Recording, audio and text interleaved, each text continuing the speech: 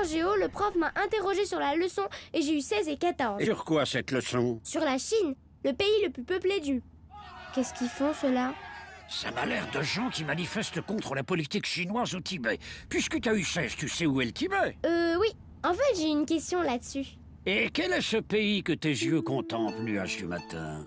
C'est le Tibet, ô fleuve de la connaissance. La région la plus haute du monde. 4000 mètres d'altitude en moyenne. Un immense désertique qui commence par les montagnes de l'Himalaya. C'est ici que nous habitons, nous les Tibétains. Et nous parlons une langue différente du chinois. Nous sommes environ 5 millions.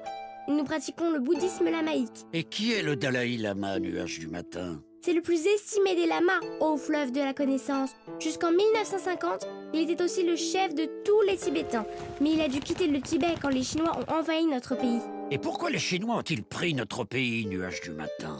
Les Chinois pensent que le Tibet est une région chinoise, car au 10e siècle, le Tibet se gouvernait tout seul, mais reconnaissait l'autorité de la Chine impériale.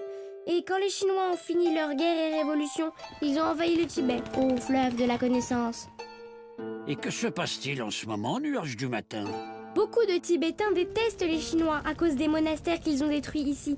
En plus, les Chinois sont très nombreux, plus d'1 milliard. Ils s'installent peu à peu au Tibet et les Tibétains ont peur de disparaître. Ils voudraient au moins que le Dalai Lama revienne. C'est pour ça qu'il y a eu des émeutes récemment, ô de la connaissance. Je commence à comprendre pourquoi tu as eu 16 à ta leçon de géo.